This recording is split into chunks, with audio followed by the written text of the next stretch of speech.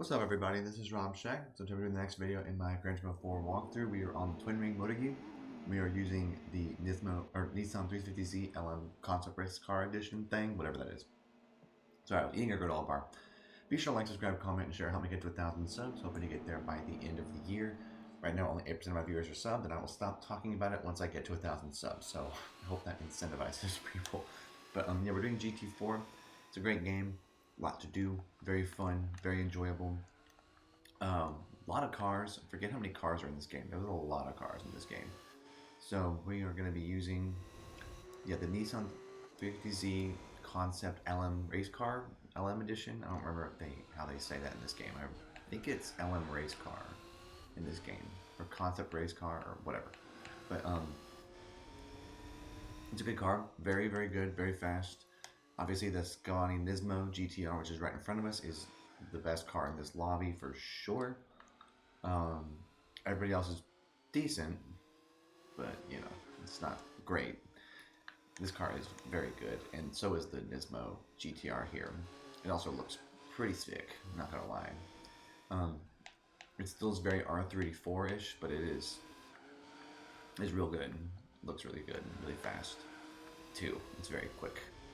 It's like significantly faster than everybody else. So let's try to get past him. I want to kind of mess up the Supra. He's gonna just pull away from everybody. I don't like when he does this, so I'm just gonna kind of get in front of everybody here.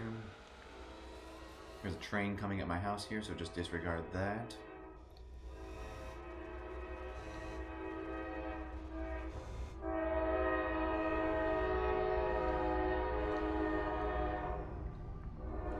There it goes. Kind of.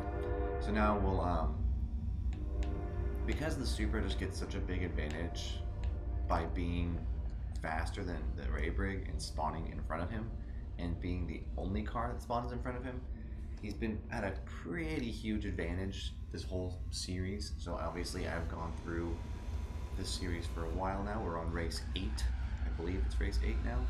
And it's been a blast to play through this. I forgot how much fun the All Japan GT Championship is. Again, it's not as fun as GT3s because GT3s had AI fails. And this one I've been kind of creating my own. But yeah, it's been cool, honestly. It's funny how they've put in updated versions of lots of cars in this game. A lot of cars from 2001 and up. And which is funny because the Casual Tom Supra from 2001 could have probably been in Gran Turismo 3, but it wasn't for some reason. I don't know why. But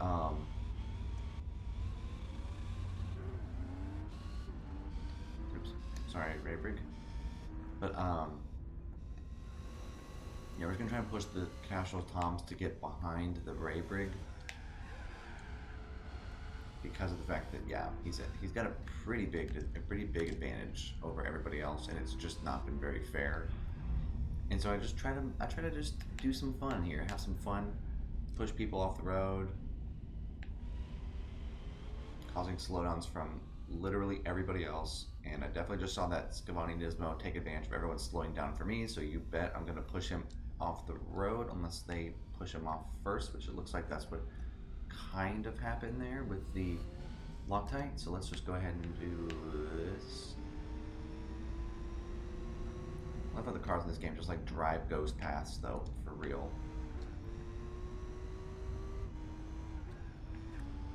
Let's push you in front of him, get past him, I'll shove you off the road now.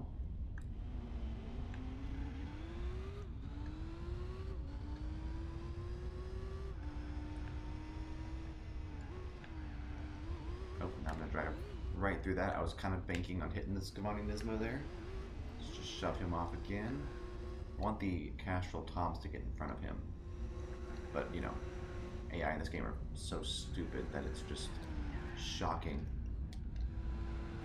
The Castrol Toms is just like, why are you guys ramming each other? How about I just sit behind you two and watch? It's pretty stupid, but that's what happens. That's this game. That's the one downside I think of GT4 is that the AI are like so significantly bad at passing anybody. Like they just cannot do it. It's just embarrassing. It really is honestly just embarrassing. Like the Ray Brig is still in front of them. But I, how? You know, so much has happened, and it's just they don't pass each other. And so now I'm not gonna do anything else the rest of the race. I'm gonna watch as probably by lap 5 or on the final lap somebody will pass the Ray Brig. But up until then, it'll just stay this way. It is pretty funny.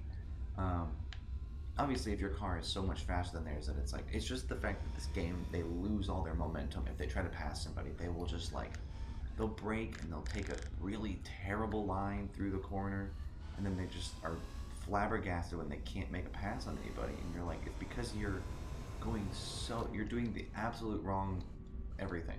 Everything is wrong about how you're driving. And that's just what happens. And so see here, the Loctite is actually going to make a pass. I tried to use the help the Ray Brig a little bit there, but no. And then the Ray Brig will probably do something stupid, trying to get technically past the Loctite, even though he's not actually going to pass the Loctite. And then as a result of that, he's just going to slow down even more and get even more messed up there. So it's just a matter of time.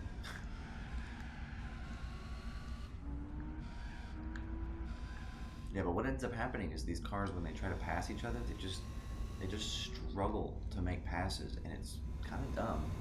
And it takes laps and laps and laps. And usually, when somebody fails to make a pass off of somebody else, that's when a pass happens. That's what happened just a second ago with the Loctite, with the Ray Brig. I mean, that's exactly what just happened. So I'm like, I don't think I should mess up the Loctite for it, because I feel like that's just not fair. Even though I did think caused the situation we're in right now, I'm like, I just don't feel like it's. You can justify ruining everyone's race and leaving the Ray Brig in second the whole race, but that's kind of not what I'm trying to do here. So it's like, really, I'm just surprised that it takes 4 laps. At the end of the 3rd lap, the Loctite passes the Ray Brig. That's how bad the AI's pathing of passing people is in this game. Everything else in this game is fine. Graphics I think are even a little bit more crisp than they were in GT3. Some of the courses are a little bit more professional looking, but yeah, the AI is just pretty funny. It's pretty funny how they just can't do anything. And so now we're getting to the point now where the Scavani Nismo is catching up to the Castrol Toms.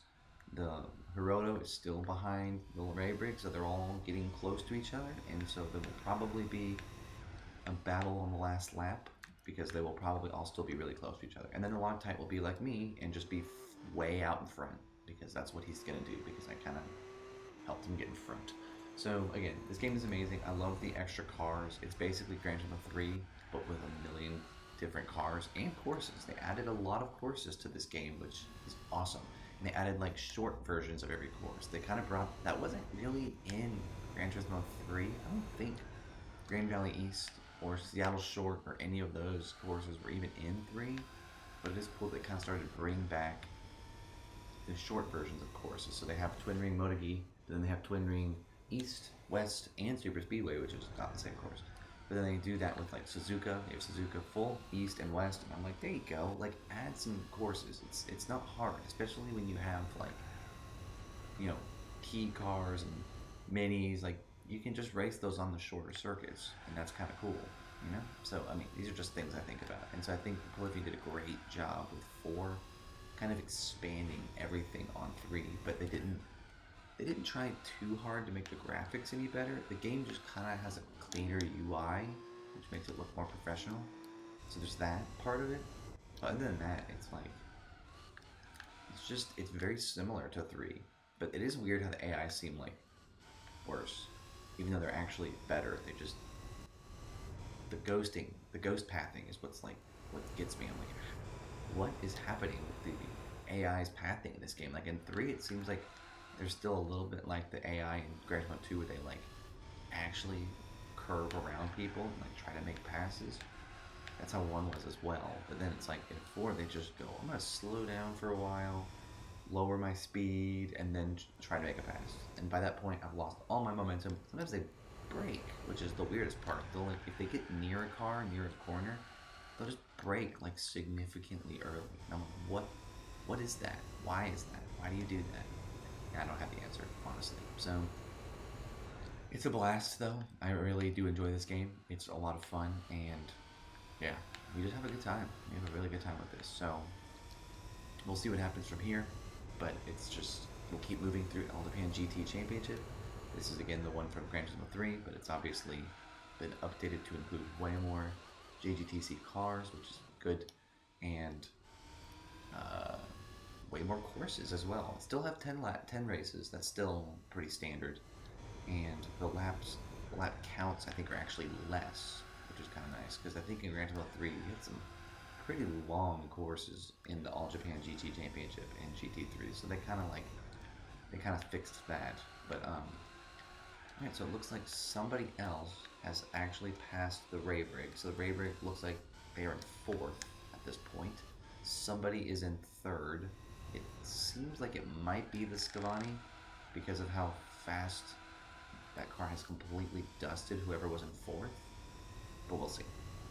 Again, the Hiroto is one of the weakest cars out of everybody in this lobby because he just keeps staying behind the Ray Brig, and so everyone else has a decent amount of points except for the Hiroto. That dude has no points in this series, which is kind of embarrassing. So it's fine. Meanwhile, I am just driving all over the place, going off the road left and right here. Tires are kind of wearing out, which again, I love that in this game, tire wear is like just kind of on every race. It's nice. Makes it a little bit more challenging. Some of the earlier games, and even all the way through to like 6, they'll just be like, yeah, we're not doing tire wear in this race. And you're like, alright. So it looks like the Nismo just passed the Ray Brig. Casual Toms is still behind him. Kind of surprised, honestly, that dude didn't make a pass. But the Hiroto actually was the one in third, so that's good. But thank y'all for watching. I'll show the replay, show everybody going flying off the road and stuff like that. It's a good time. So thank y'all for watching. Hope y'all enjoyed the video. And yeah, peace.